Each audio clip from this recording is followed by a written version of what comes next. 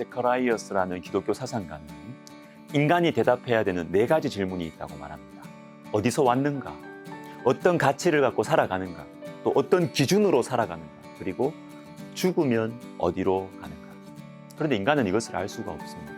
그러나 우리를 지으신 하나님께서 이것을 가르쳐 주셨는데 바로 성경입니다.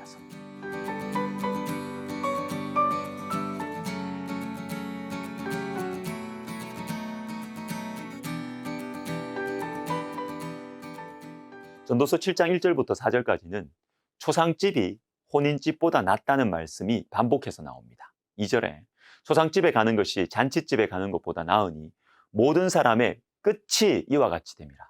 산자는 이것을 그의 마음에 둘지어다. 4절 지혜자의 마음은 초상집에 있으되 우매한 자의 마음은 혼인집에 있느니라. 여러분, 초상집은 우울하고 슬프고 무섭고 잔치집은 즐겁고 풍성한데 왜 초상집이 더 나을까요? 2절 뒷부분 때문입니다. 모든 사람의 끝이 이와 같이 됨이라. 산자는 이것을 그의 마음에 둘지어다. 우리가 언젠가는 죽는다는 사실을 기억하게 하기 때문에 초상집이 낫다는 것입니다. 그런데 우리는 내가 죽는다는 사실을 머리로는 알고 있지만 실제로는 안 믿어요. 내가 죽으면 어떡하지? 오늘 내가 죽는다면 어떡하지?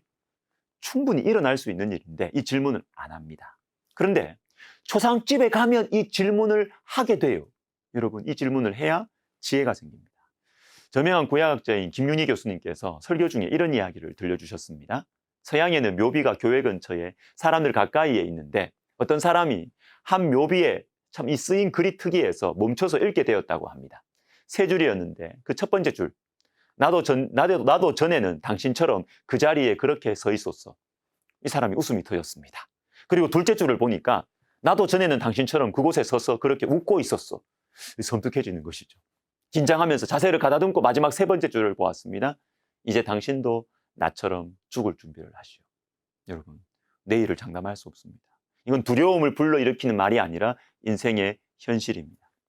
열왕기하 7장에 지혜로운 나병 환자 4사람이 등장합니다. 아람 나라가 이스라엘을 에워쌌어요. 죽은 목숨입니다. 그때 성문 어귀, 이 성문 가장 바깥쪽이니까 가장 위험한 곳에 있던 나병 환자 이 4명의 마음속에 이런 생각이 일어났습니다. 7장 3절에 우리가 어찌하여 여기 앉아서 죽기를 기다리랴. 4절 만일 우리가 성읍으로 가자고 말한다면 성읍에는 굶주림이 있으니 우리가 거기서 죽을 것이요. 만일 우리가 여기서 머무르면 역시 우리가 죽을 것이라. 그런즉 우리가 가서 아람 군대에게 항복하자. 그들이 우리를 살려두면 살 것이요 우리를 죽으면 죽을 것이라 하고. 뭡니까?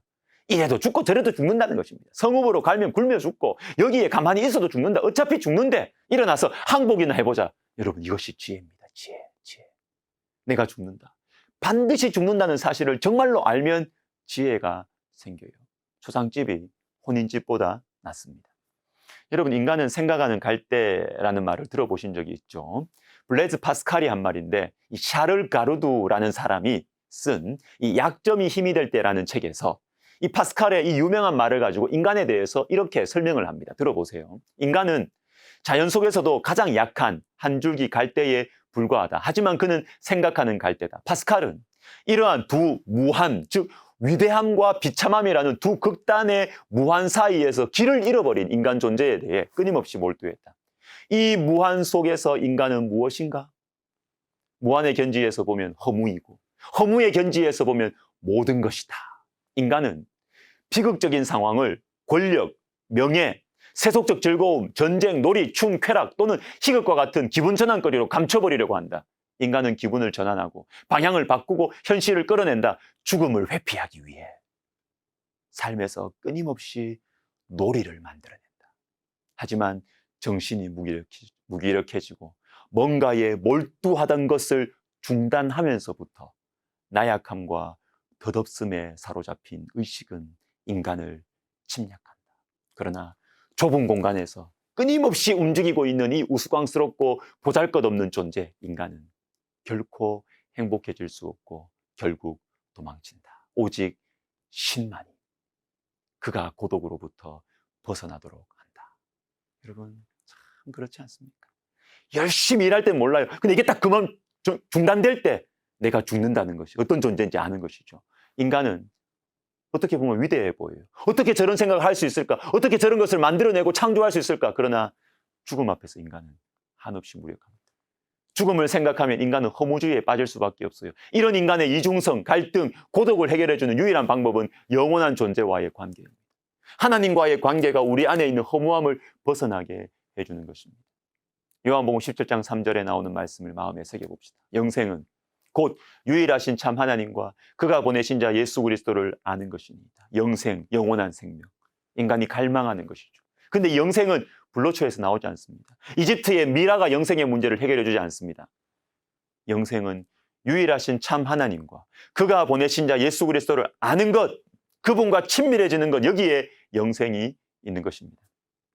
오늘 시간을 시작하면서 말씀드린 인간이 대답해야 하는 4가지 질문 생각나십니까? 어디에서 왔는가? 어떤 가치를 가지고 살아가는가? 어떤 기준으로 살아가는가? 죽으면 어디로 가는가? 성경은 여기에 대답을 줍니다. 어디에서 왔는가? 창세기 1장 1절 태초에 하나님이 천지를 창조하시니라. 2번째, 어떤 가치를 갖고 살아가는가? 요한일서 2장 17절 이 세상도 그 정욕도 지나가되 오직 하나님의 뜻을 행하는 자는 영원히 거하느니라. 3번째, 어떤 기준으로 살아가는가? 모든 성경은 하나님의 감동으로 된 것으로 교훈과 책망과 바르게 함과 의로 교육하기에 유익하니 이는 하나님의 사람으로 온전하게 하며 모든 선한 일을 행할 능력을 갖추게 하려 함이라. 마지막으로 4번째, 죽으면 어디로 가는가? 히브리서 9장 27절 한 번 죽는 것은 사람에게 있으리니 사람에게 정해진 것이요 그 후에는 심판이 있으리니. 디모데후서 4장 18절 주께서 나를 모든 악한 일에서 건져내시고 또 그의 천국에 들어가도록 구원하시리니 그에게 영광이 세세무궁토로 있을지어다. 아멘. 사랑하는 시청자 여러분, 내 인생의 의미는 오직 우리 주 예수 그리스도 안에서만 발견할 수 있습니다. 하나님의 말씀인 성경이 우리의 허무한 인생에 빛을 비추어 줄 것입니다. 기도하겠습니다. 하나님 아버지, 모든 것을 할 수 있고 너무나 참신하고 너무나 멋진 존재인 인간이 죽음 앞에서 허무함에 빠질 수밖에 없다는 사실을 우리가 빨리 깨닫고 영원하신 우리 하나님과 관계하며 하나님의 말씀인 성경을 묵상하는 삶, 이 영생의 삶을 여기에서부터 살아가게 하여 주옵소서. 예수님의 이름으로 기도드립니다. 아멘.